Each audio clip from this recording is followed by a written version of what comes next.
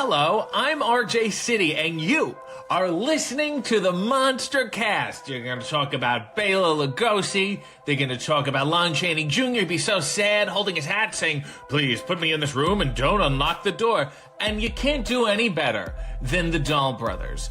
Jack and Ryan, they're brothers, but they're also bros. What? Pardon? Wrestling. Well, who the hell wants to talk about wrestling? These are horror movies. It's a deep genre. It's a smart genre. Fantastic actors. Fantastic cinematography. Wrestling is just sweating and fireworks and bouncy ropes. There's nothing. So how do you talk about that every week? All right. Let's see them try. Take it away, you crazy dolls. What's up, you guys? Sean Ross Sapp, Fightful here. You're watching the Monster Cast with Jack and Ryan. A big shout out to those fellas. Good people. Check them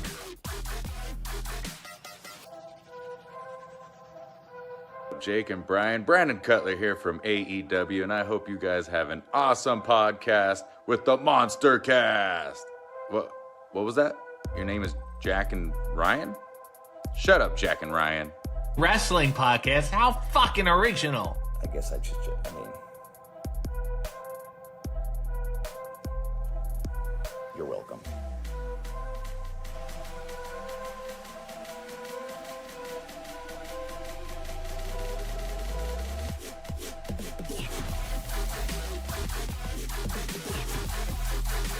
Here's your host of the Monster Cast, the Straight Edge Monster Jack and Ryan.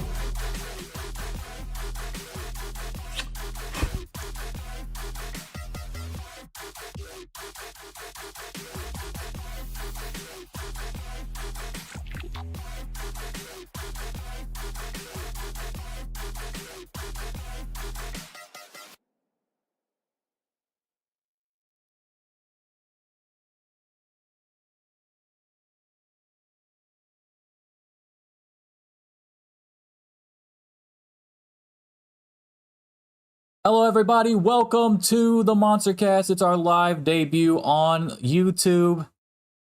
Appreciate everybody that's going to come through today. Before we get started, I am rocking the Young Bucks stuff.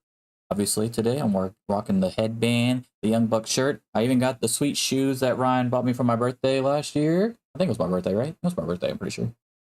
Which one's the Young Buck Deodoras? Yeah. Yeah, then yes. So yeah, check it out. I still haven't worn them out in public because I haven't decided if I want to wear them on a consistent basis or not. I've only worn them inside the house. In fact, to prove it, get off this other shoe. Take this other shoe off. It's still got the tag on it. It's still got the tag right there. Very comfortable. Very cool looking. It matched my shirt and my headband. So like I have an outfit. It's just, I don't know if I want to wear them because there was only so many of them made, of course. Right.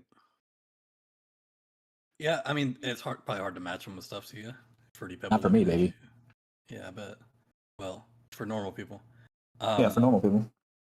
Yeah, those Nikes you posted, the LeBrons. Oh yeah, the pink fuzzy ones. I finally wore those. I finally wore those, and I still don't really know if I actually matched or not when I wore. It's like Elgin tried to help me out. I asked my African American friends to help me out with matching. They can't save those fucking shoes. I'm telling you. He tried so hard. He told me to get like a Heat, like the old school Heat jersey or some shit, like some Heat jersey. And I was like, that Heat jersey is so ugly, and I don't even like the Heat. But if that's literally the only thing that matches these shoes, I might have to do it. It's got so many weird colors. It's got like a pastel pink, and then like brown fuzzy shit on the side, and like rainbow colors underneath. If it was black instead of brown, it'd be easy. Yeah, it would be so easy. I showed them to, so my girl is like really big on Jordans and collecting shoes and all that stuff. And I showed her a picture of them when you had bought them. And she even likes pink. And she was just like, I don't know what the fuck I would do with those. I mean, they're pastel. I think they're pastel pink. They're called something else because they just come up with these random names for these pink, like the shades and shit. I forgot what actual color they used or what name they used for the color for the pink, but it's basically pastel pink, like really light pink. It's weird. I might rock them next week on the show. Might start doing that every week. I'll show you guys a new pair of my shoes because it'll still take forever because I have like 70 pairs of shoes. So last week we showed you the LIJ shoes because Naito had won the G1. And now this week I'm rocking the Young Buck shoes. I've actually got another pair of Young Buck shoes that are super kicks as well. Got to find those. Oh yeah, let's get into it. Hot tag topics. Hope you guys like the new setup. If you are familiar with our stuff on YouTube, those are literally videos taken from our full shows, which you are getting to see right now for the first time. And those are usually held on Twitch. So if you follow us on Twitch, you can tell the difference. Like, this is a huge difference. Like, this is a way cleaner setup than usual. We went from the steel cage background, the old blue cage, then we went to the Titantron background. Now we're doing a little bit more like we're part of the ring, I guess, is what this is. We have to get one that's just a big fist in the middle. It takes up all the space. Yes, we should. And then you'd only see like half of us each. Yeah. Just the fist coming through. You like how I put every in quotation marks? Because, by the way, next week we probably won't have a show on Sunday because, of course, that's All In. And I'm not doing a show in the middle of the pay-per-view. So the pay-per-view is starting at 11 here in the morning. I'm going to have people over here at 10 in the morning. So, yeah. Like, I know 1 hour it was a later 5 for you. Difference, but I didn't think about when it would start. Yeah, that makes sense. 1 hour later for you. But yes, the 0 hour starts at 11 a.m. for me. So I'm going to have people come over at 10. We're going to play my board game, of course. Should be quite fun. I actually had to clean up this fucking shit because I still got stuff from the garage in here when I've been trying to clean up the garage. But I'm super excited for All In 2. Speaking of, let's start with that, actually. You want to start with that? Let's do it. Sure. Yeah. 80,846, baby. That's the t-shirt as of the moment. Right now, that's the t-shirt. 16,000 of them Tony Khan bought himself. Yes, he did. Yes, he did. You know why? Because he's got the money to do it, baby. Buy some more. It officially surpassed WrestleMania 32 in Arlington that we looked up last week, I believe, on the show. So now this is the most tickets distributed with money in return. Yeah. for a pro wrestling event one night.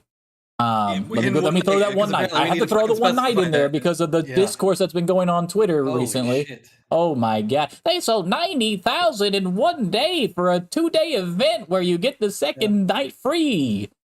Okay. Love it. Yeah. Love the coping.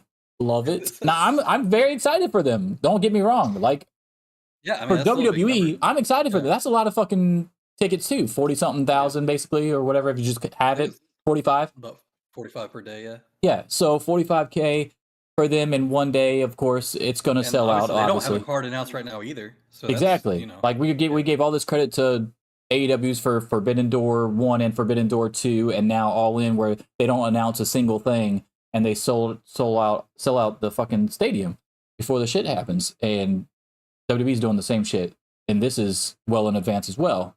Also, WrestleMania 40 being in Philadelphia on the East Coast, I think that helps because a lot more people live on the East Coast than the West Coast. And you also have it being number 40. I love that. Way more people live on the East Coast than the West Coast, bro. I think California alone is the 13th largest country in the world if it were its own country. So I don't know if that's true. I'm pretty sure it's true. Okay, well, we can go look it up later. But anyway, the point is it's also number 40, so it's a big deal because it's like it's a nice whole round number here. It's number 40, so it's going to be a big deal. And like you said, they haven't announced anything. They have not announced anything. I actually thought about going too, since it is on the East Coast. And I think it's less about how many people live here than it is, just we haven't had a big event that's pretty central to the East Coast. Rather, it seems pretty accessible. Like Pennsylvania is not that far away from me. I mean, it's under 8 hours, so I consider that not very far away. And it's a straight shot up the same highway if I were to drive it, so I wouldn't even have to fly in. I've done that drive to Toronto. That's 14 hours straight shot, and I know Pennsylvania is like my halfway point. So, Yeah, I looked at it. I thought about going, and then I was just like, "Fuck." You know, the whole reason I originally was looking at tickets is because that image was floating around showing that the one set of tickets was like $10,000 or some shit, and I was like, I need to see where those are. Now that ended up being wrong. I think they were 5,000, but even still, I was like, I need to see where those tickets are that they're trying to sell for 10,000 fucking dollars a piece. It would have been That's 10,000 if crazy. they would have actually made you pay for each night individually or separately, Yeah, I should say. Yeah. that was the other thing, that was the other thing I thought about too. Was like, fuck, do I really want to be there doing the same thing 2 nights? Because I did the same thing at Forbidden Door 2, where they had Collision immediately the day before it, and I was like, fuck, I could go to that. Like, I'm not able to go to it. It's at the same arena. I could go, and the tickets were pretty cheap. But then I was just like, I don't want to do the same Uber to the arena, deal with all the lines, all that bullshit 2 nights in a row if I'm in a new city. Now Toronto's not exactly new to me, but I was thinking about this for Now, do you consider yourself an introvert or extrovert? come on now. I'm very introverted. Like Yeah, same. Well, obviously, Yeah. I'm sure you know that. But I think that has something to do with it too. Like if somebody normal comes up here and goes to shows all the time, like, oh, that's not that bad. It's viewed differently depending on who you are. Like, I don't like a lot of people either. I love going to shows, but the stress leading up to getting to that show and getting into my seat is sometimes not worth it. So like, I'll be stressed out. Are we going to make it in time? And I'm gonna fucking find the right seat. Some of these arenas that I've been to, the way they label their shit, not very user friendly. Yeah. Dude, the one Then in the one in go ahead. Chicago, the floor seating was like 1 to 12 was one side, but then instead of doing like 13 to 24, it was like 24 to the opposite side. So it was like 1 through 12, then 24, counting back down to 13. I was like, this is the dumbest shit I've ever seen. Like, what the fuck are you doing? Yeah, I agree Very with that. weird. And like I went. My worst one was Fayetteville, where I'm pretty sure we changed seats twice, and I still don't think we were in the right seat. So Mm. Fayetteville is a house show for SmackDown, I believe. North Carolina, if I didn't say that. Fayetteville, North Carolina. So anyway, it's a house show for SmackDown, and I swear we're in the right seats. I swear. The first seats that we sat in, I'm pretty sure we're right. There's nobody else around us. A lot of people were there or didn't show up, and then people were coming in later because it was just something to do on a Saturday, basically. You know how that is, right? Yeah. So Right. so the guys, there's like this group of people come in. I'm like, pretty sure y'all are in our seat. I'm like looking at my shit. I'm like, I don't think so. Then we're like looking up, and we're like, well, those are empty, and they're saying that's where we're supposed to go. So we go over there, and I swear I do not feel like those were the right seats at all. And you could not tell by the way that everything was labeled. It was so bad. I mean, I should have just found somebody and asked them where the fuck these seats are that actually work That's there, but I had to do that at Forbidden Door. The first one. The second one was fine. Scotiabank is really easy to figure out, and they direct you like you're fucking cattle. But in Chicago, with the floor seating, I went up and somebody was in the seat that I was pretty sure was mine because I didn't realize it was 1 to 12 and then 13 to, and then 24 to 13. So I asked him, he's like, no, I think this is 13. We talked about it for a second. I was like, let me just go get somebody because I don't know. And he's like, yeah, I'm not really sure either, but this is what the first guy told me. And I was like, yeah, let me just go ask somebody. So he came back and then he explained why it was set up that way is because you have people coming in from two different sides. So it's a count down for the people that come in from that side and a count like it's so stupid or a count up for both sides that you're coming in on. It's like that's the dumbest fucking thing I've ever heard. Like people don't understand left or right. But yeah, no, it took me a minute to find my right seats at the first one too. That's not usually what keeps me from going to places though. Normally it's mostly the just not wasting, but spending 4+ hours 2 nights in a row doing pretty much the same thing it seems weird to me. But yeah, I don't know. those things are a lot easier to do with other people too, though. Yeah, that's true. So I did I feel like Forbidden Door 2, going to that one alone was a good choice for me because I liked having the empty seat next to me. I like being able to just kind of watch the fucking match and not like have to explain to anybody who anybody was or what was going on or anything. I don't know, man. I I think I might have The preferred that. my But issue with if the it- bigger stuff, like you're talking about, like you were talking about possibly going to WrestleMania or whatever. My thing is I need to ask somebody that goes to a lot of these. Like you got Cher Delaware on Twitter. She goes to a lot of shows. Obviously Will Washington, before he got picked up by AEW, he went to a lot of shows.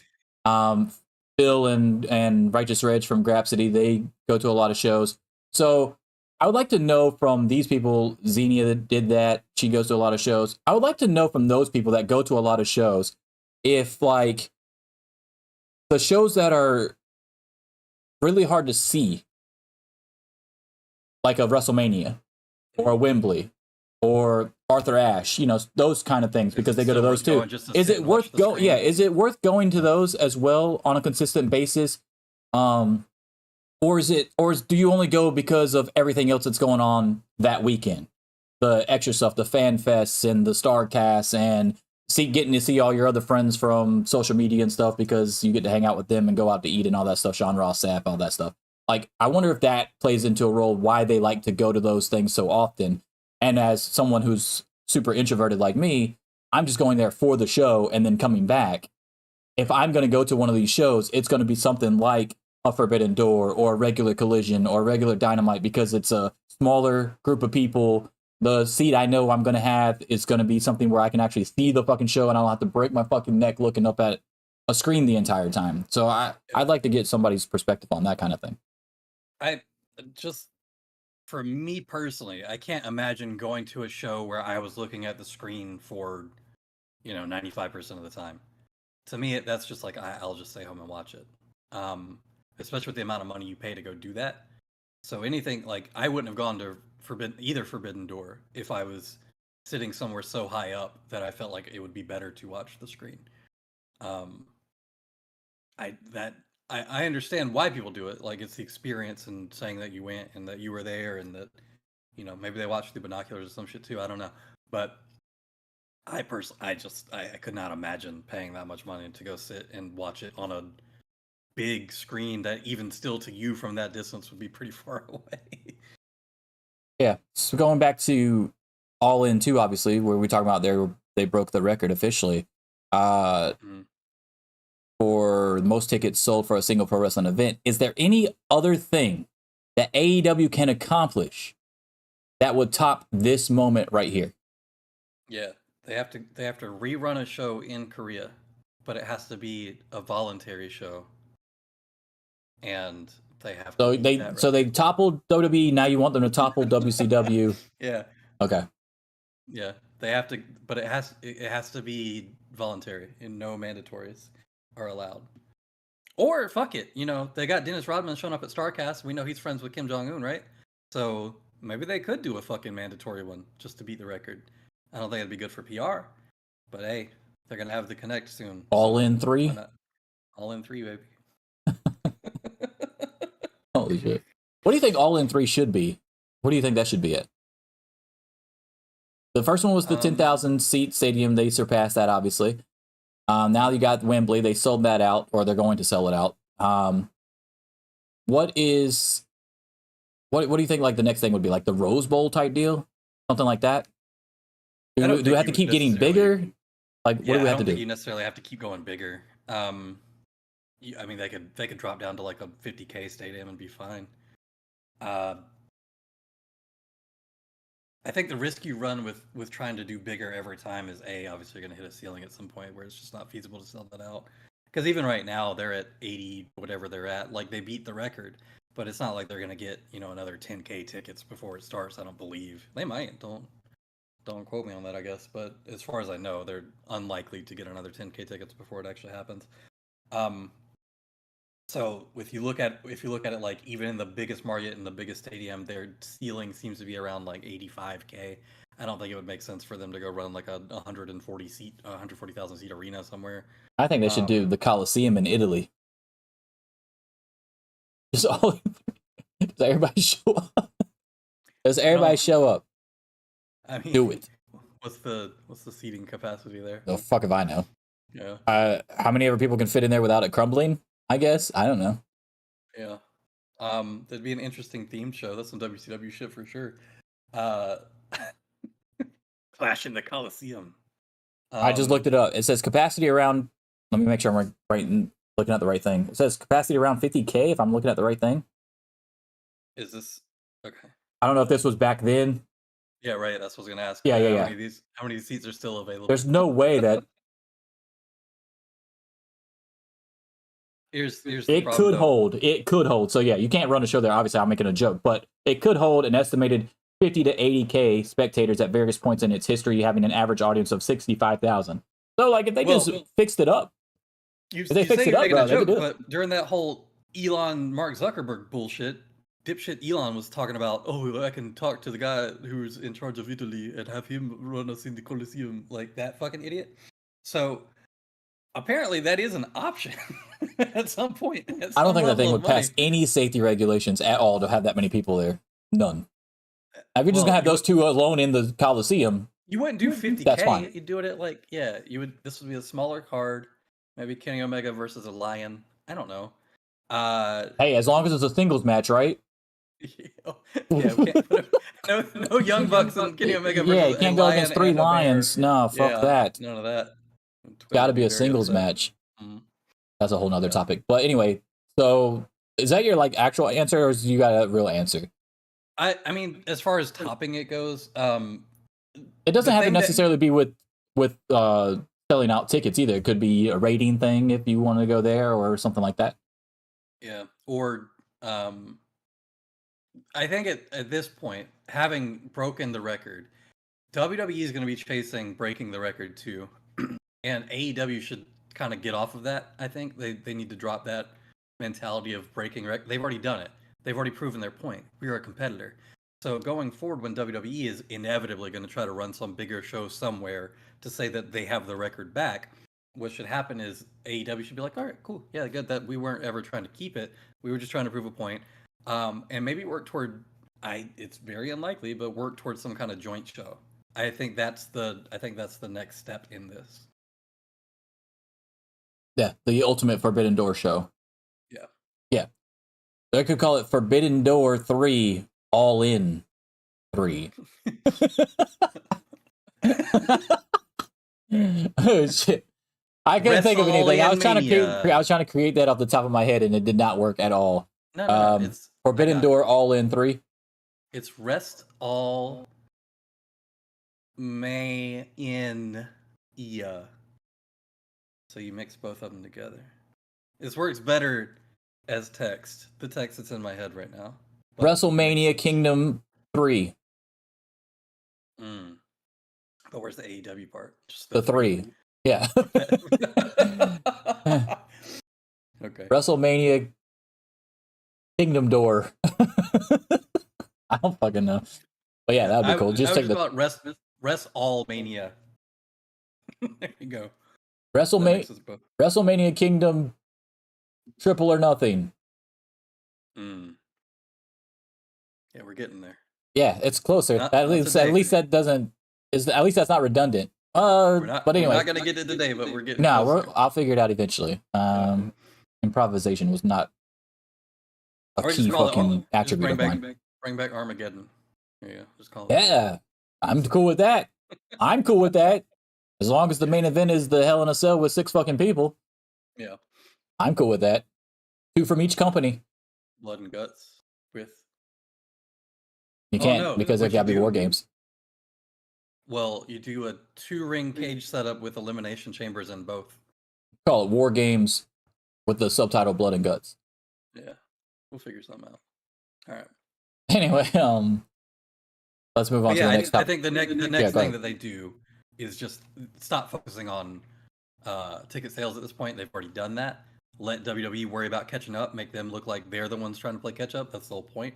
And then work toward like something, shifting focus to something bigger in the industry than just ticket sales is the next. Here's what you do. As soon as Roman Reigns drops his title to Cody at WrestleMania 40, you have Kenny Omega win the title and run out his whole 4-year contract with the title and beat Roman's record for the longest title reign. Yeah, we have the longest champion.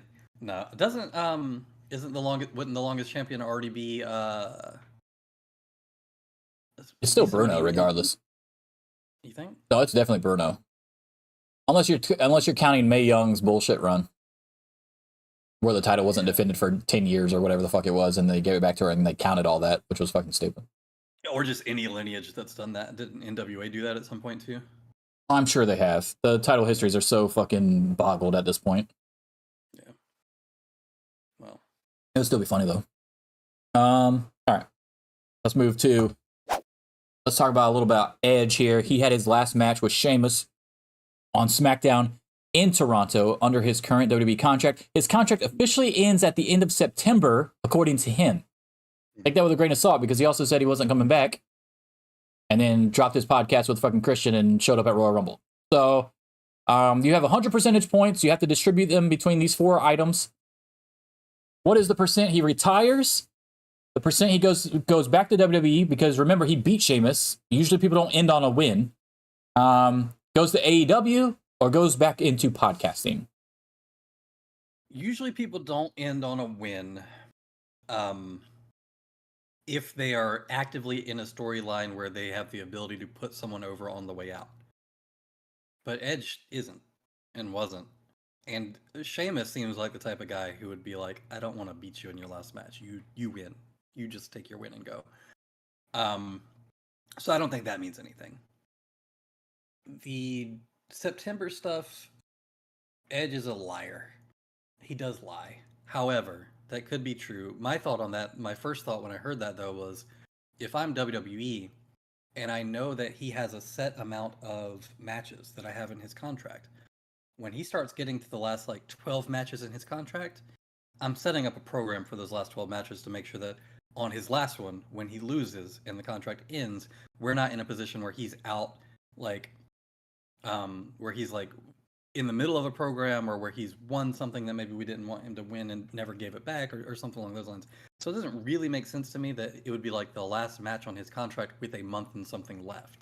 Does that make sense? Like you would. Do we not think? Space it out better. Do we not think though? Let me put this in perspective for you. Remember when Jericho asked Vince that he told Vince that he was offered a contract by AEW and what should he do, and Vince said go ahead and take it. That's a lot of money. And then he took it, and then Vince was like, "Can you get out of it?" Let me throw this out at you. What if Vince, who's clearly still in charge, we talked about it last week with the board of directors bullshit, what if he doesn't think he can get anything else out of Edge from this current run, and he already got the massive pop from Royal Rumble, right? You got the big return, you got the big story, even though he never won the world title again or whatever, but you got that moment forever now. Yeah. You're not going to get that moment back if Edge comes back, even if it's a year or 2 years from now. You're not going to get, it's not going to be the same. So what are the chances you think that Vince just says, go ahead and take it if AEW offers you something? It did seem interesting the way that he was wording his retirement. It wasn't, I'm done wrestling. It was, this is the last time I'll ever see you guys here.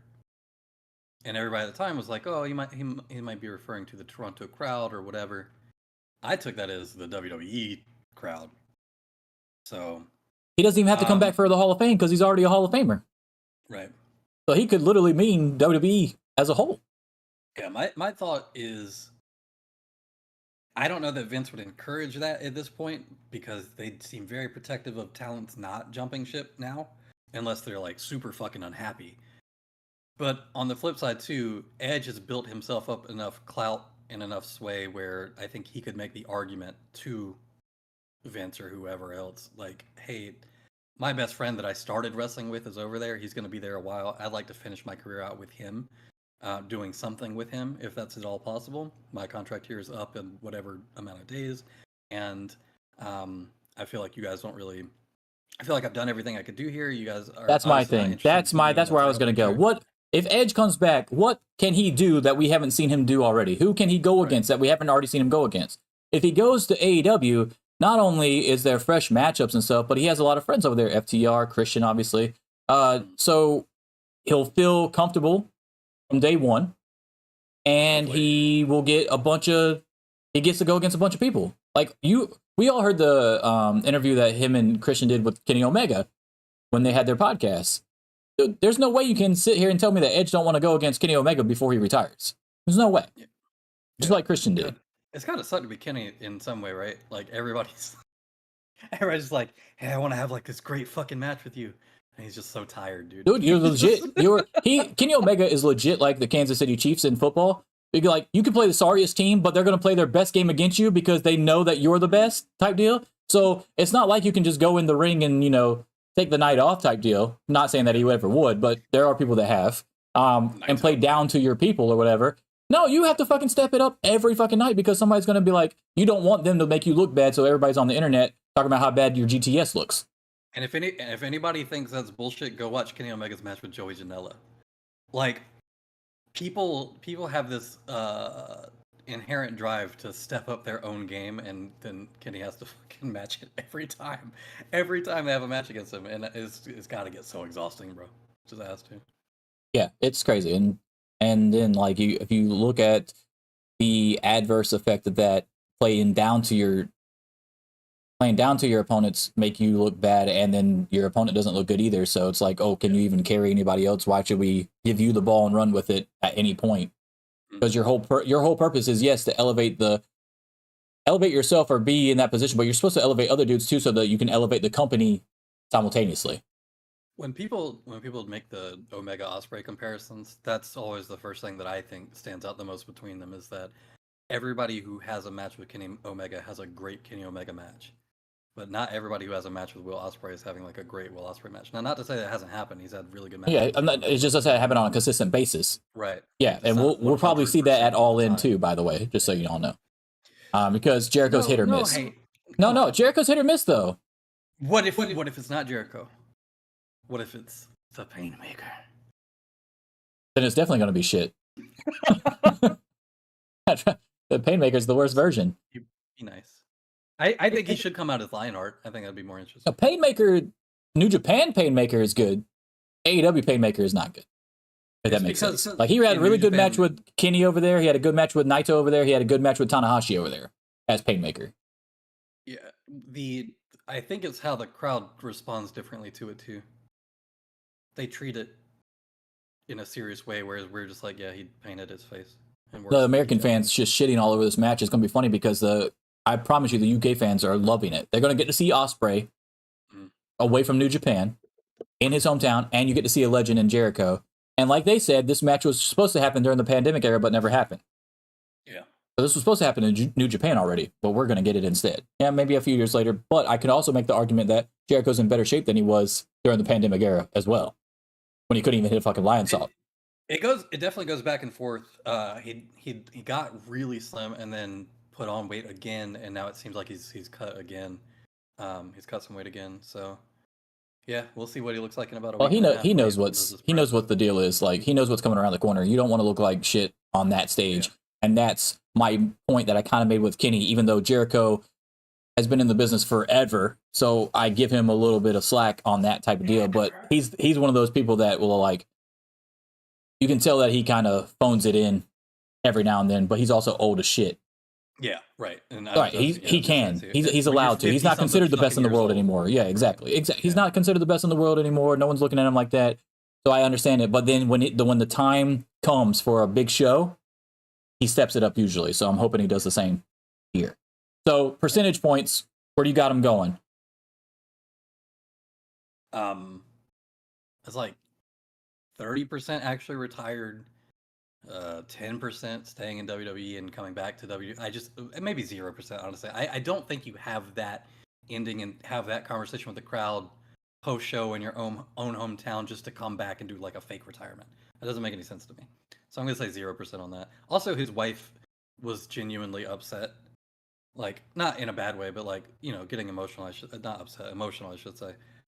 Watching it, so I feel like she knows that it's his last, and you could within the context of it being his last WWE show. Yeah, it's what he wanted to do his entire childhood. Yeah, exactly. Right. So it is. I mean, even if she knew and he knew that they were going to AEW and they secretly knew that, doesn't mean that the emotion from the moment wasn't going to still happen. Yeah. Or be diminished in any way. That you dreamed of going to as a kid, having Bret Hart on a talk show where you're asking him questions about how to make it or whatever, to having your whole fucking career that you had to retire and then came back from, and now finally get to have your retirement in the company that you were at, or retirement from that company. It doesn't mean you're not going to go work at another company, and would still be emotional. So people that are like, oh no, he's definitely retired, he's never going anywhere else because his wife was so upset. That's not how that works. I mean, if I worked at a company for 20 years and had a lot of accomplishments there or whatever, and was leaving that company, there'd be emotions attached to it. Doesn't mean I'm never gonna fucking work again. So I'm gonna say 0% on just re-signing with WWE immediately. It doesn't make any sense. Going to AEW, probably 35-40%. I think that's pretty likely at this point, just given the way that some things have been worded, and Christian being there, and like you even mentioned, FTR's there too, and I know that they were the ones training him for his comeback or whatever. I don't know if the September thing is true, or if that's like some kind of red herring for, hey, now they won't expect me at Wembley, and when I come out, I'll be bigger, or if it's just he legitimately is under contract till September. And what was the fourth option? Podcasting, back to podcasting, like where he originally came from before the Royal Rumble thing. Yeah, I can see him going back to that too. So probably like a 30% on that. I don't know.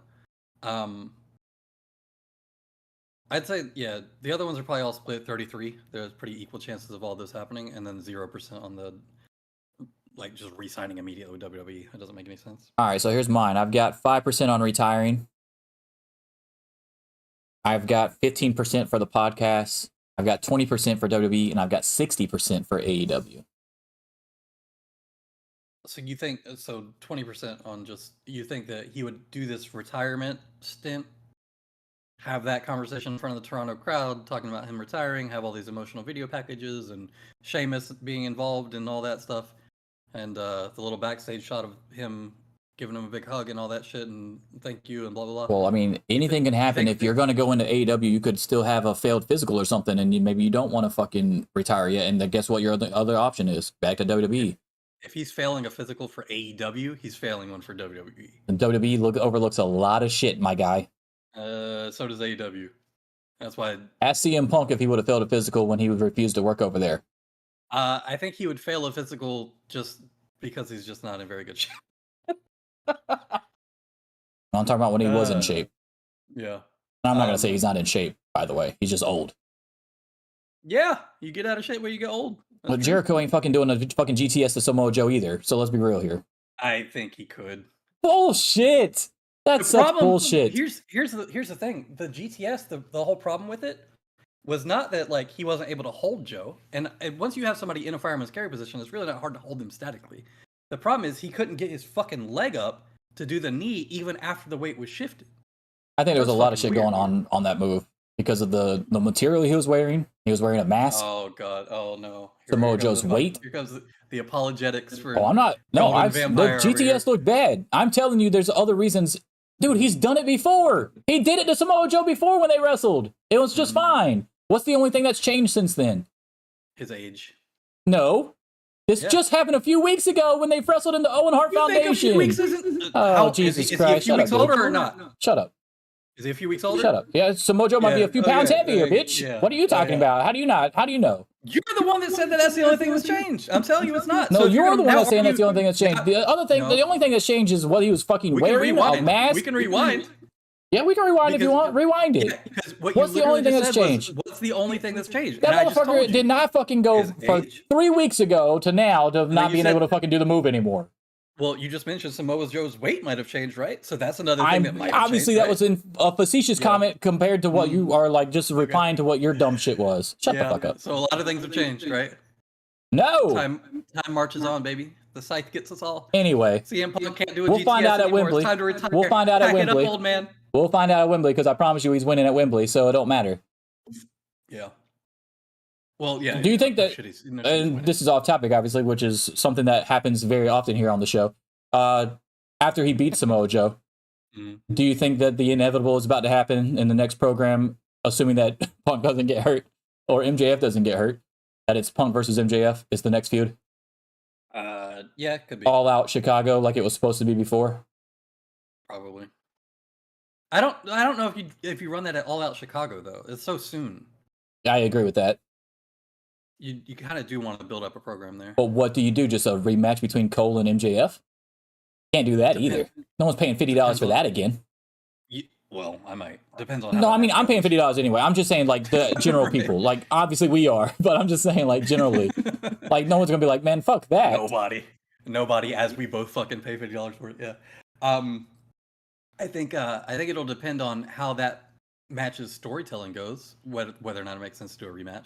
Do you think that could be like if that happens, do you think that's like a new modern trilogy that we'll look back on in like 15, 20 years, from the 30-minute time limit draw match to the Wembley match to the all out match, all being really close together? Like, do you think that would be like up there with the Flair and Steamboat or the Omega Okadas, stuff like that? I think having the first match on television hurts people's ability to view it that way. Not me personally, and not you, because obviously we remember it. And maybe when it's contextualized for people in the future, it wouldn't be that bad. But I don't think anybody right now would think of it as a trilogy unless they were really selling that on commentary. Do you like the? I don't know if you've seen it or not, but AEW kind of took your idea when we were talking about what they should do with their streaming service. Yeah, I saw that. Yep. Did you see that? They got like an hour-long thing with all the MJF and Adam Cole stuff. That's cool as fuck. So if you want to get caught up on everything going into the Wembley Stadium, the biggest match on the biggest show, the main event, like, even if you're somebody that doesn't know anything, like if Sean Ross Sapp was saying that he took some people to Collision that had never watched AEW before, right? I saw somebody else say that they showed somebody Dalton Castle for the first time from Collision, and now they want to fucking buy All In too. Not that he's going to be on the show, but they want to buy All In too to see what it's about because they love Dalton Castle so much on Collision. Yeah. Do you think that's a really good move? And I assume that you do because we talked about this already. Do I assume that my idea is a good move? Yeah, do you assume that your idea is a really good idea to get other people in, and that people should be like passing this around right now on social media for people that may not be familiar with what's going on to get invested into the main event of the biggest show ever? Yeah, obviously I do. I think that I think this is the way that wrestling media outside of the shows themselves should always be presented. Even back when they were doing like the DVD sales for specific events and shit, I always felt like the better DVDs were the ones that went over people's histories together. So they were about specific, like they included enough background information for you to have context on the whole thing, and then had one match at the end, as opposed to it being like, oh, here's Royal Rumble 1992 on a fucking VHS tape. Who gives a shit? Like, I don't know anything about, like, it's fun to watch because it's Royal Rumble, but if I don't know anything about why the people are, like, for the last two that are in the match or whatever, like, why it's such a big deal that they're the last two, like, that kind of shit, like, yeah, you miss so much. Wrestling. Yeah, I agree, because, like, for where you said the 92 Royal Rumble, a lot of people, if you're watching it, you can't really understand the whole thing with Flair, why it's a big deal that he's coming out at number 3, why he's been touting himself as the real world's champion, like Punk is doing now in AEW. Similar thing, where he didn't give back the WCW world title or the NWA world title or whatever the fuck it was at the time, because he wanted the money back first, and they wouldn't give him the money, so he said, "Fuck it, I'm taking the title." All that leading up to Royal Rumble 92, and then of course him being there at the end and stuff like that. Like, a lot of people don't understand that. So if you played those promos and stuff like that leading into it, you could understand why it was a bigger deal, why Flair came in at number 3 and won the fucking Rumble, and why Bobby Heenan's going fucking nuts, and it's not fair to Flair a million times on the fucking commentary. I think that would enhance it for people that miss these shows or for upcoming shows like we're talking about with AEW All In. I think that there's a segment of the fan base who views wrestling as wrestling matches, and there's a much bigger segment of the fan base who views wrestling as a medium for storytelling and entertainment. Yes, exactly. And if you look at it as a medium for storytelling, it doesn't make any sense to release like a one shot of one chapter from the middle of a fucking book. Exactly. That's why I don't like it. Even when WWE uploads full matches, I don't like that. If you're uploading a full match, even if it was a really good fucking match that everybody remembers, I feel like you would get a lot more views if you just put it in a playlist and had everything that led up to that fucking really good match. Or just made it one long video. Yeah, that too, but I mean, on YouTube, I don't know. But on streaming service, yes, I agree. If you want to binge watch something. No, here's the thing. Long form content on YouTube has really taken off over the last few years. Especially things like really long retrospective videos of entire video game series and all the context for each game. Really long retrospective series on like certain internet drama and shit like that goes for 2.5 hours, or entire series with like 12 fucking episodes about one person. Like, and their whole personal history, that sort of stuff actually does do really well. It does really good numbers on YouTube. So I think you'd be surprised that if they did drop like an hour and a half video about here's the whole history of fucking, I don't know, whatever feud you want to do, Drew McIntyre and Sheamus, I think that would do better than you think it would, even on YouTube. Well, I mean, look at the numbers for the Adam Cole MJF stuff. So I mean, you have a point. As long as you know what you're getting into beforehand, obviously. Right. Dude, there's a fucking 8.5 hour video about the entire history of the Mega Man X fucking storyline that I've watched. There's like an 8-hour video about the entire retrospective history of fucking Silent Hill that goes into the differences in each game, their production process, and how they change from one to the other, and all that other shit. And the links between the storylines when they exist. Like, there is a market for super long form content, and I think wrestling as a storytelling medium has the same benefit that video games do, where it's like a very long narrative that people can either clip together and put together in a way that makes sense outside the context of like other video games or other matches, and make it its own long thread and have people consume it in one like binge type fashion. So yeah, I think that it's definitely an untapped thing.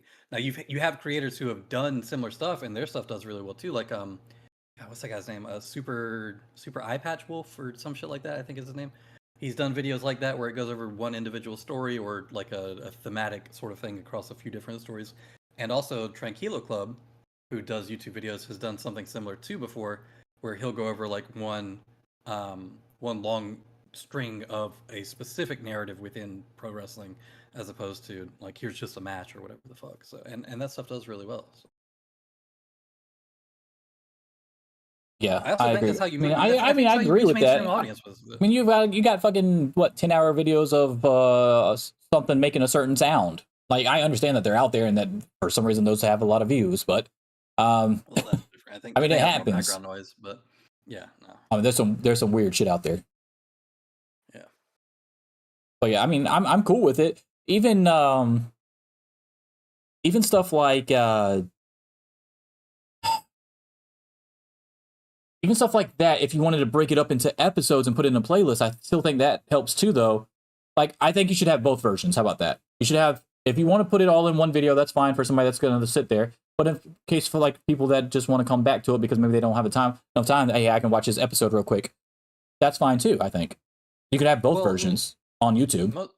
When you have enough, I don't remember what the requirements are for it, but you can add chapters to the video too. So. Oh yeah, for sure. But like, wouldn't it be easier just to see what you've already seen because you'll know in the fucking thing? I mean, technically, sometimes on YouTube you can go back to the same video and it just starts where you left off at anyway. Yeah, if you go to. But it doesn't happen all the time either. I mean, YouTube is not the perfect platform or anything. I do that. I mean, I go back to my history and I say, oh yeah, I only made it about halfway through this. Let me finish it. So. Not my browser history, like my actual history in the YouTube site. We'll keep it there. In library. Let's move on to the next topic. Those were our numbers of Edge. Somehow. All right, let me go let in my dog real quick. And what is he going to do next? Yeah. Let me go let in my dog. I'll be right back. Yeah, go ahead. So we were talking about Edge and the percent chance that he goes to WWE or goes back to WWE, goes to AEW, goes back into podcasting, or just straight up retires. I gave it a 5% chance that he retires, 15% chance of going back into podcasting, 20% chance going back into WWE, and I gave him a 60% chance of AEW and going there and relinking up with whatever. I think the craziest thing that they could do, and I think you'll be able to really find out, especially at All Out, I think, is if like Luchasaurus loses to Darby, then we get the shit where like Luchasaurus turns on Christian becomes face again. Edge is the reason that Edge comes out and saves him, some shit like that. To get Edge and Christian back together out the gate so that you can get a lot of these dream matches out of the way really fast in AEW. Edge and Christian versus FTR comes to mind, obviously. Edge and Christian versus Young Bucks come to mind. Edge and Christian versus whoever, really. Hardy Boys. I mean, I don't need to see that in 2023 in AEW, but if it was a multi-tag team match, I'd be okay with it. But I don't need to see them 2-on-2. They'd get fucked up. By the way, speaking of Aussie Open, Kyle Fletcher is great on the mic, man. Like, way better on the mic than I think he should be at this stage. I think he's only 23, 24, something like that. Yeah. All right, let's move on. Next up, Mark Henry stated on, I want to say Busted Open, because that's the show he's on, that Kenny Omega has signed for 4 years with AEW. Obviously, we know that the Elite re-signed with AEW. That was in Sports Illustrated, I believe, or whatever, or reported by Sports Illustrated, I should say, a few weeks ago, when we talked about that. But I will say that I was kind of surprised that, Mark Henry just leaked this information. But the Elite are known for doing this all the time, too, so. Yeah. Supposed to be keeping shit quiet, and they don't. In fact, that was what very Matt and Nick was known for a while when AEW first started, right? Every time they go on an interview, they fucking leak something that they weren't supposed to leak yet. But they're EVPs. It's their information to leak. I mean, that's true. All right, so here's the question. So Mark Henry stated that Kenny Omega signed a new 4-year deal, which may be the last deal of his career if you ever listen to Kenny Omega and talks about his career and stuff like that, and when everybody always asks him how long he's going to go and stuff like that. So let's say this is the last contract of his wrestling career, and he just goes into backstage mode, trainer mode, producer mode, whatever he wants to do. What should AEW do to get the most out of Kenny Omega and his legacy in wrestling for these next 4 years? We had a similar conversation about this with FTR when we found out that they signed their last contract and it's going to be 4 years, right? And they immediately come out and win the tag titles from the Guns. What do you think they should do in AEW? What should TK do with Kenny Omega? Belt Collector 2, baby. Got to run that back. Give him every belt. The Summer of Omega 2? Huh? The Summer of Omega 2? Well, it should probably be longer than a summer. I think he'll collect them all in the summer, and then he'll keep them forever. Yeah, the way to maximize that is to make him the final boss again, which is the role that I think he does the best at, especially as a heel. And stop doing so much of the interference running Don Callis bullshit this time, and just have it be that he's a legitimate threat every time he goes in on his own. Because that way, by the end of the run, by the end of his contract, you have a lot of people set up for taking back the Ring of Honor World Championship, or the fucking Impact World Championship, as it might be, or AAA, or the AEW one. Whoever beats him at that point is going to be beating the big bad, who was unbeatable for however long they want to have that run go before they start playing into him losing. And you could have it be like the rise and fall of like the superpower or whatever, and then toward the tail end of his career, like the last 4 or 5 months, basically make that arc into him rebuilding his friendships and relationships and going back face, which people will want to see, and sort of ended on a higher note of him basically doing a face run. And not that we can predict the future, especially in AEW 4 years from now, as far as like their roster goes and stuff. But let's just say we're taking this roster and moving it into the future 4 years. Who is the person that you would like to see Kenny Omega put over on his way out? Jay White or somebody else? It'd be hard to do White unless White was a face in the scenario like I was describing.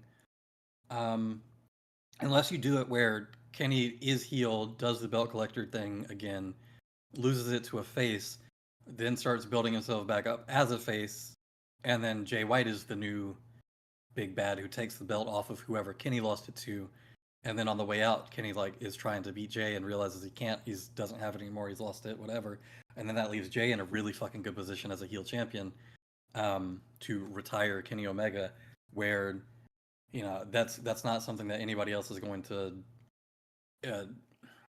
It's what should have happened to whoever retired Kurt Angle but didn't, because they chose Corbin for it when he was in the middle of not being very hot at all. But you kind of want to build it up as like the equivalent to Brock Lesnar beating Undertaker at WrestleMania. Like that's what you want it to feel like. You have somebody that was like this godlike status and untouchable in this specific context, and then somebody just comes in and fucking beats him, and that's it. The dude's career is from there, pretty much like, nostalgia appearances and whatever. And Brock Lesnar is fucking made from that point on. You kind of want to do the same thing. Now, obviously, there's a bit of a physical difference between Jay White and Brock Lesnar and how imposing they both look. But I think the mentality there it should be the same from like a storytelling point of view. I don't know if Jay White is specifically the one to do that. I think there's other people you could do that with on Kenny's way out. Miro makes sense for that to some extent. Malachi Black makes sense to some extent.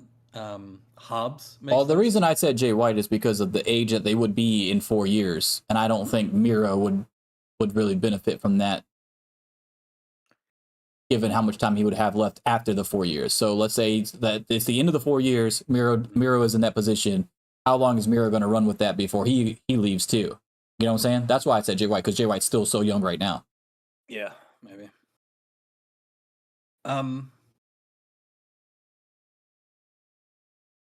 And Jay White has a really good ability to, where we've seen it with the Okada stuff, to be.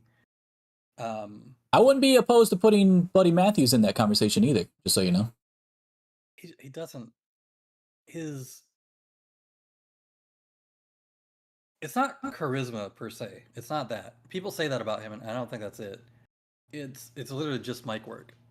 He never says anything that like is really gripping or interesting, or he doesn't have like an ability to compel an audience in the way that I think you would need if you're trying to have somebody take that 4 spot. years. You have 4 years to figure that out, though. Yeah, he's had 10 years to figure it out. Not really. Not really. I mean, you were stuck in a tag team where Alexa Bliss was the reason y'all were over in the first place, and you barely talked in that. Then you went to 205 Live. You weren't getting any fucking talking in that. I mean, come on. It's not. It's. I would say that yes, you're accurate in your description of. Yes, it's not. We're not saying he's not charismatic, but he doesn't really say anything. Well, he hasn't really had the chance to yet either. Is my point. He has in House of Black, and he always appears as the third. Well, you're not supposed to overshadow. No one in House of Black is supposed to overshadow the other, though. But Brody overshadows Buddy. I don't think so. In charisma and talking ability, I think he does. Nah, I don't think so. Okay. I think they're pretty even. Okay. I don't see it that way, but I would throw Buddy Matthews in the conversation. I would throw, depending on him, if MJF goes to WWE in 2024 or not, I would throw MJF in that conversation. Not that he's going to need any more accolades to be added to his shit in 4 years anyway. That's why he didn't even come to mind. Yeah. When we're thinking about who needs it. He doesn't need it. Maybe a Sammy Guevara. Maybe we'll see how the Jungle Jack Perry thing goes. The new Jack Perry. By the way, the AEW with him this morning was hilarious. You should definitely go watch that.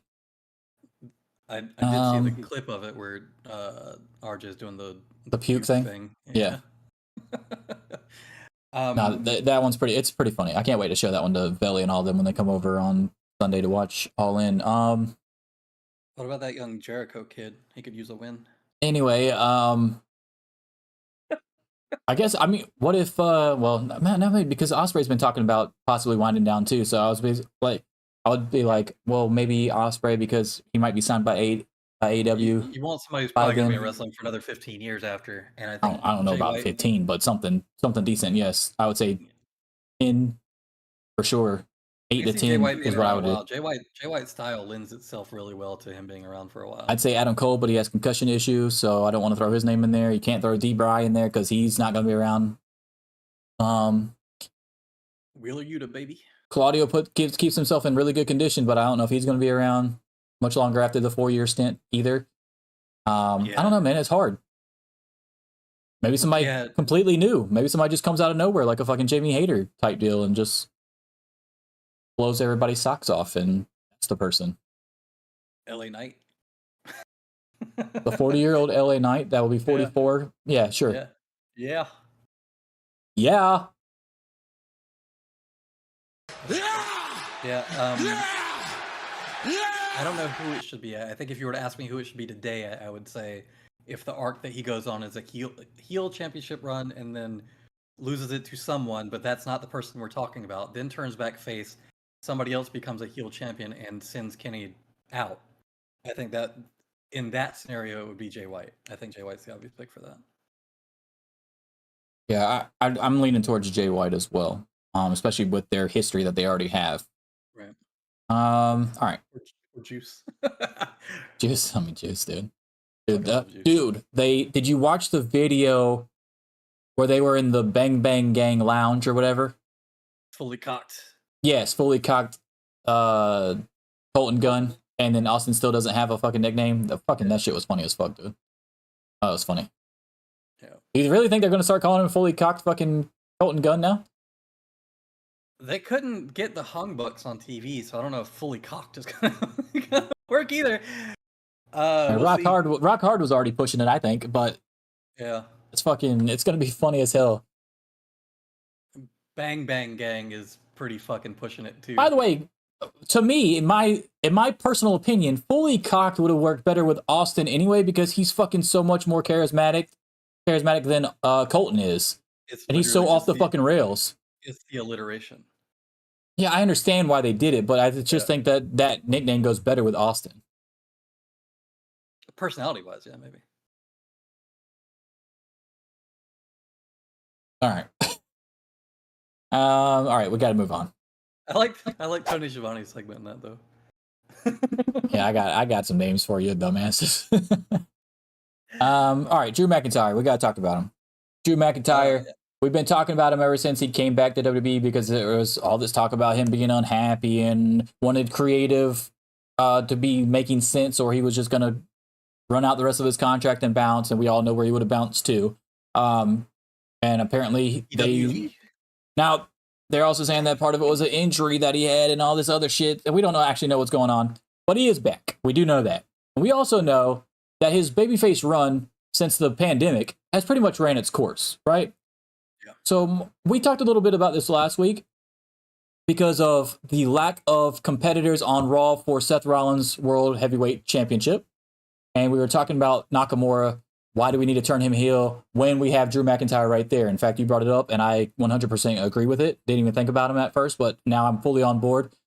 With him being put back with Matt Riddle as soon as he got back, and with the way that things been playing out on TV, what do you think the chances we get heel McIntyre back soon as Raw tomorrow night? I don't know about tomorrow night, but I think they at least start laying the groundwork for it. I mean, not to put it past them to do like a really quick sudden heel turn or anything. They've definitely done that before too, but I think that it makes more sense to start showing some cracks in his demeanor and personality and stuff before they just do like a full 180 flip. Tell me, how many big matches do you need to lose before you go back to heel McIntyre? And we talked about it last week a little bit. He lost that Clash at the Castle against Roman. He lost at WrestleMania against Sheamus and Gunther. He lost at SummerSlam to Gunther. Like, how many big matches in a row does this man need to lose before he's like, fuck it, I'm about to go back heel and be like super ruthless or whatever and fuck everybody up? I still think the better way to do that is to do it as a at least over the course of like 2 or 3 weeks, as opposed to just like him doing a full 180 because he loses one more match. No, I want the smashing of Matt Riddle tomorrow. Yeah, I mean, I want the smashing of Matt Riddle. I want them to lose the tag match. I want McIntyre to act like it was Riddle's fault, and I want him to fucking Claymore kick that motherfucker and walk out. no, And then we can slowly develop afterwards. It needs to actually be Riddle's fault. It can't be like Drew's being a petulant fucking heel when it was really his fault that they lost, and now he's just blaming Riddle, and then everybody's gonna turn on him. He works better, I think, not as like an obvious heel, but like an evil aligned, but mainly neutral. Yeah, a tweener. Yeah, a tweener. Yeah. That's what Extreme Warfare Revenge called them. Tweeners. They're in-betweeners. Anti-heroes, basically. Mercenary type deal. Just do whatever the fuck you want. Outlaw. Yeah. What's his D&D alignment? Yeah, I think that makes more sense. I think if that's how it's gonna go, it needs to actually be Riddle's fault, and then I'd be fine with it. If they do some shit where I mean, like you said, like he's done all this shit with the Brawling Brutes. He's already had the little comedy spots and the good times and all that. He had the world title run during the pandemic and the face run or whatever. He wasn't even able to recapture the fucking world title out of the pandemic era when everybody thought he should have got it. Yeah, because Reigns is powered by fans, baby. Anyway, so you got all that going on. Like I think he should have turned a while ago, given all the shit that he's had to go through, and how fast they used to turn him all the time before. Now we're just waiting for him to get stale first. But then we complain about that. So no, I think with certain people, yes. I think you should. He had a really good, strong babyface run, though. Is my point. It would have made sense. You should wait for people to get stale before you turn them. And I think he was stale on arrival. I think he should have turned heel as soon as he came back to WWE. This last time, I mean, like just now. Oh, yeah, okay. After his little dispute. Okay, gotcha. Correct. Not pandemic Brock Lesnar. I think the chances of him turning heel soon is about 80%, and I think we're about 60% that it's going to happen on Raw tomorrow. I fucking hate that. I hope he fucking turns on Riddle. They just need the 1, 2, 3 bullshit to get crowd engagement before the claim. I fucking hate it. It's so corny. 1, 2, like, fuck all that. I mean, I get it. But I mean, it's obviously not going to happen anymore as a heel, so it doesn't matter. Yeah, I think that'll be the thing that I'm most excited to see go the fuck away when he eventually turns. I hate that shit. It's so. It makes I no would have been okay if he was in the Nakamura spot a couple weeks ago, and not even have Nakamura in the fucking match, who fought earlier in the night, by the way, against Bronson Reed and beat him, and then was put in the fucking 6-man match, so I had to pull double duty at fucking almost 50 years old. And you got fucking Drew McIntyre sitting there. Drew McIntyre should have been in that match, and then he could have just Claymore kicked fucking Seth Rollins out of nowhere after the match was over, and it would have made a lot more sense, I think, for everybody. Yeah, and I don't think it would be viewed as a heel turn necessarily because they have enough history to where it's like, okay, Drew just doesn't fucking like him, which makes sense. So, all right, move on. We got 2 more topics to talk about. Next up, are the knockoff comments justified? We got to talk about LA Knight. Obviously, he's the biggest thing on SmackDown after the 45-minute Bloodline segments. LA Knight keeps getting compared to knockoff versions of The Rock and Steve Austin. Is it fair or unfair? I thought he had a really good reply to this in a recent interview where he basically said, yeah, I'm inspired by a lot of people. It's not just Rock, it's not just Austin, it's Jake the Snake, it's musicians and artists and all that stuff, and that's how you get LA Knight. So what do you think of these? What do you think of these people online? Are they just doing the Daniel Bryan thing? Fickle. You fucking build this dude up, and now you're trying to tear him down out of nowhere. It's interesting that.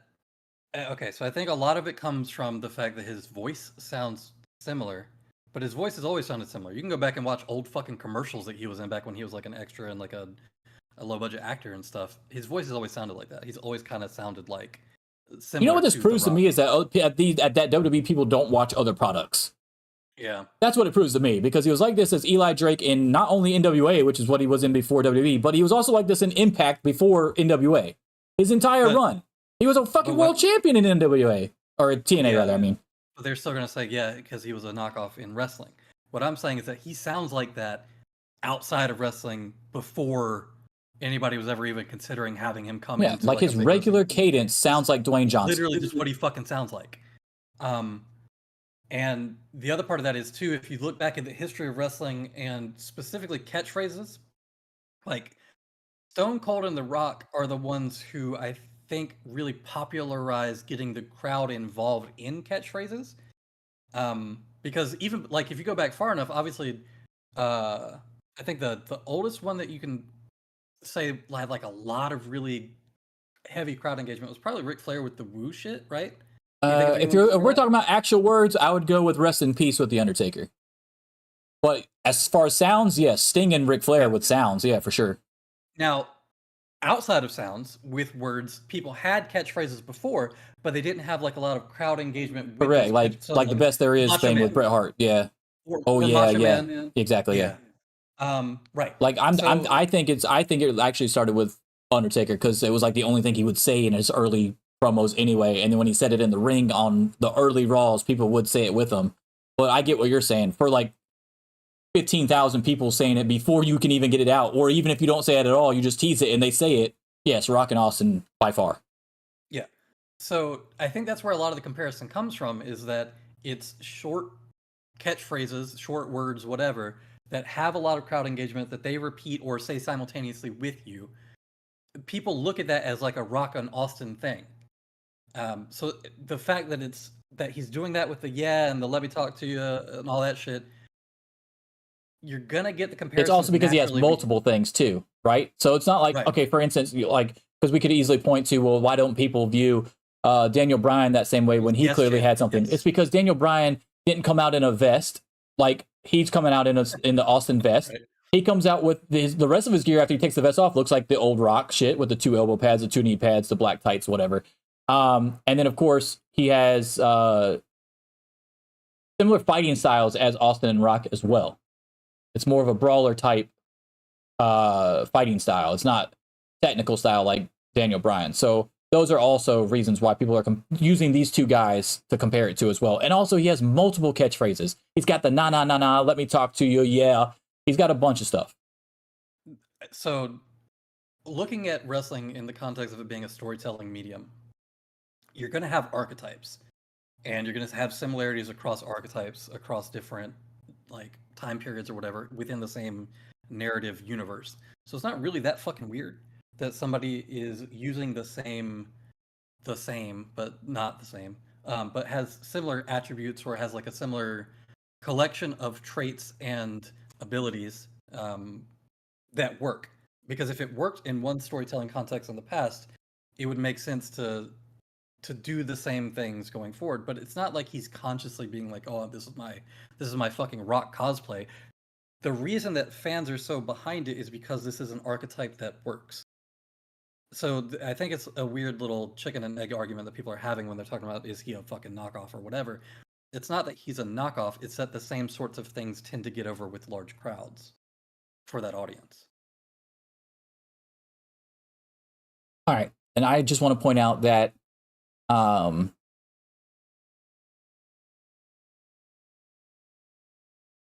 just want to point out that fucking Austin retired in 2003 officially before he came back against Kevin Owens or whatever. And The Rock officially retired in like 2000, let me see right here because it had it up here, 2004, before he started coming back and doing all these little stints or whatever, with obviously the biggest stint being the John Cena feud from one WrestleMania to the other.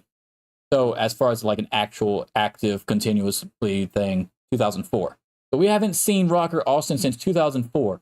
There's been whole new grown-ups born and grown up since then, okay?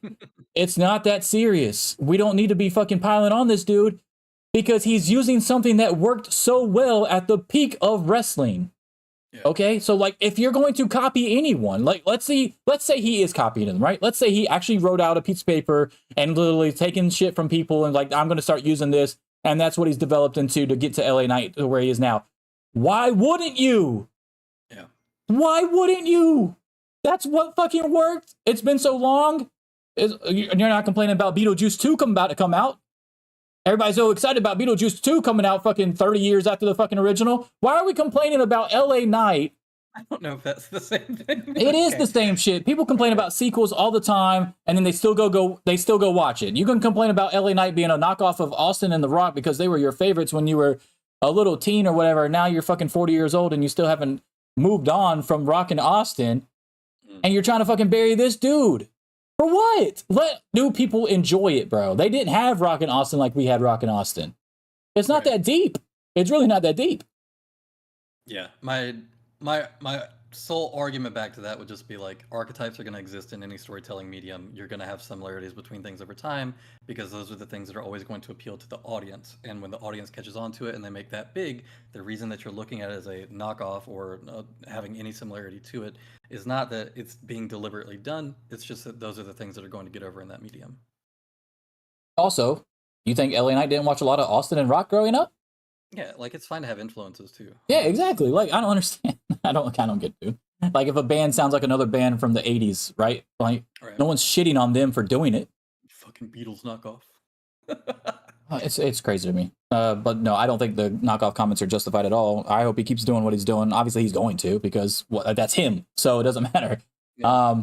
And the funniest part is where like The Rock and Austin are extensions of themselves. This is actually LA Knight. I fully believe that based off what you were saying earlier about the old commercials and shit where he's taken out of context, like in the Triple H workout video and shit where he just says, yeah, like that's him. He does it all the time. He literally said, and I believe it was the interview with Chris Van Fleet, where he said that those were just things that he said all the time, and he just started throwing them in the promos, and they caught on or whatever, so he kept doing it. Like, it's legit stuff that he says in real life.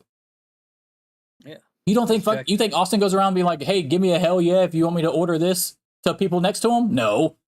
He doesn't do that. This is legit LA Knight. He might. I don't know. He might, yeah. I don't know. I don't know for sure, but I would highly doubt it, though. You think LA Knight explains to people that his jacket is the shoes of a champion? What? Have you seen that? You've never seen that fucking go look up the shoes of a champion promo. It was when he was in NWA. It's the funniest fucking thing. I mean, I used to watch NWA regularly with this Billy Corgan NWA, obviously. I don't know. I'll have to go back and watch it. Go watch the Shoes of a Champion. If anybody's never seen the Shoes of a Champion promo by, well, he wasn't LA Knight then, but it's LA Knight. I might have. Watch it. It sounds familiar, but I'm gonna rewatch it anyway. But it does sound familiar. All right, and we don't have a monster quiz today. But I'm gonna let you guys know on YouTube. We do have the monster quiz every week. There it is. That Ryan's the champion currently. Every week. I haven't had one in a while actually. But Ryan is up there. He is 13-5. Yeah. My brain is full of useless fucking information about wrestling. 13-5 on the monster quiz stuff. And I am the prediction champion, as you can see right there. And I don't even know what the hell the records are anymore for that. Let me see. The records currently are 73-18 for me and 70-21 for Ryan. And of course, we've got All In too, where we're going to be back on our prediction bullshit. We didn't do one for SummerSlam, I don't believe, which we usually do, but I forgot what the fuck happened, but we didn't do one. Your computer was being shitty. It could be. Who knows?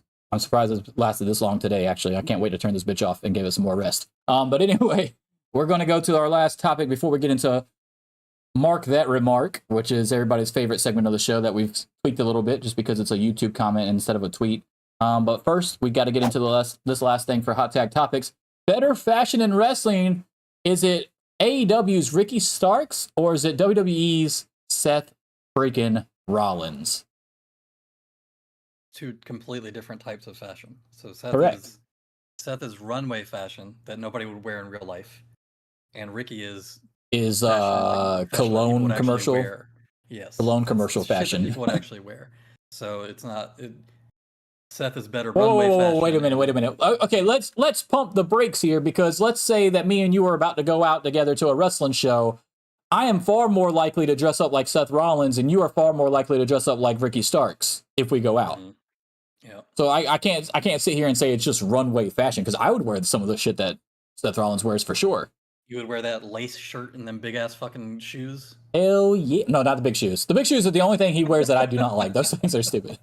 Those things are dumb. The Croc boots or whatever the fuck they are. I don't know what the fuck they are. They're terrible. Yeah, it's so bad. The Croc boot clown collection. No, I'm good on those. But everything else I pretty much like. I love all the sunglasses. I love the jackets. Love the shirts and the pants. Yeah, I'm definitely down for that stuff. Shit, when I went to Forbidden Door 2, I was wearing the MJF button up. Yeah, you had the Ricky Starks type deal dress going. Pants. Yeah. Yeah, no, I would still say most people would not dress like Seth Rollins. So runway fashion, yes, Seth is better. And then for it's not even runway, because runway fashion is often normal too. But like the shit that you see at like the experimental fashion shows, that's more Seth shit. And Ricky Starks is more magazine fashion, GQ shit. So no, neither's better. It's just completely different types. All right, have your meds kicked in yet? Yeah, why? Okay, because I'm about to hit you with a joke. Oh, okay. Is that what I got to find it funny? I need fucking medication? No, to find it funny, you need to not be on the medication. Oh, I see. You laughed last week because you said you weren't on. You didn't know the medication hadn't kicked in yet, because I did it right at the beginning of the show. Yeah. All right. Which WWE wrestler never used protein powder? No way, Jose. Yeah, there you go. That's not funny. It is funny. It's a different type of way. Thank you for telling me that you don't know how jokes work. All right. It doesn't spell it that way, so it's not funny.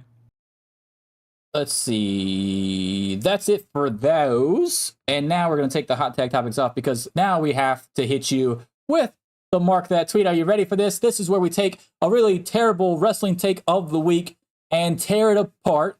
This is now called Mark That Remark. It's going to take me a while to get used to that, obviously, because now we can take them from more than just Twitter or X or whatever the fuck you want to call it. Mark That X. X marks the spot, baby. Mark That X actually wouldn't have been bad if we still kept with the Twitter theme, but we got this one from YouTube, and it was a comment left on one of our videos not that long ago. So now we're going to bring it up here. Here we go. You ready for this? Mark That Remark. This is from @YellowSnowman9157. Piss eater. All right, next. Nakamura isn't a top guy. This is replying to our video on Nakamura, and when I asked Ryan at the end of the video, or at the end of the segment, whatever you want to call it, I asked him if Nakamura was still a viable option for world champion material, and would you have him as a world champion, or has that time passed by and now they're never going to give him that shot? And Ryan said, absolutely, I would still have him as world champion, and he still can go. This guy is replying to that portion of the for video. Context on that, I also said that he would need some pretty significant rehabilitation, Right. but that because of But he is still a viable option, though. He still yes, can be a viable option, is what because of his is what we said. ability and because of the history that he has. He's somebody that they could rehab with enough wins back into being a credible world champion. Yes. All right. So Nakamura isn't a top guy. Nakamura can't carry a belt. Nakamura should be a mercenary just creating havoc in matches, whatever the hell that means. Nakamura and Asuka can't even talk. The idea that someone who can't speak English can lead an entertainment organization is just dumb. Boys, ... Apparently we're with Dalton Castle now. Don't go there. Let's be logical. Would you like to take this first? Or would you want me to take it first? I do have some notes, and I don't want you to steal all my shit, so I might go first on this one. Yeah. Don't go. I'll go first, because I actually... I've got some immediate thoughts. Yeah. Yeah, okay. All right. Well, here we go. This is what I'm going to say. All right. World champions who weren't good at talking. Psycho Sid. Goldberg. Yokozuna, who didn't talk at all. Swagger. Khali. Just to name a few, I could also throw in Jeff Hardy. The notion that because you can't speak English means you can't carry a brand/company as its world champion is asinine. Continue. Asuka literally did. Asuka's doing it now, or did it recently, rather. I mean, the idea that someone can't... Okay, Nakamura and Asuka can't even talk, right? And it says at the top, not a top guy, Nakamura can't carry a belt, but then by throwing Asuka in there, it really fucked up your entire argument anyway, because Asuka's been multiple-time world champion and carried NXT for over a year, undefeated. And it's so interesting to me that he happens to pick another Japanese wrestler as opposed to somebody that can't speak English for other reasons from a different nationality.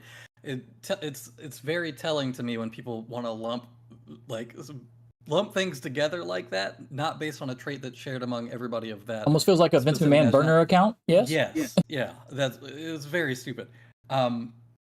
Because, like you said, Khali, he wasn't fucking Japanese. Why didn't you mention? I would have mentioned him as an example if I were trying to name somebody. I didn't name one Japanese person on the people that couldn't talk, because Yokozuna is actually Samoan. So I didn't name one. I didn't name one Japanese person in mine, and they were all world champions. So what the fuck are you talking about, out Yellow Snowman 9157? Not only that, but the way that you determine whether or not somebody can carry a company is not based on whether or not they can necessarily have the best promos.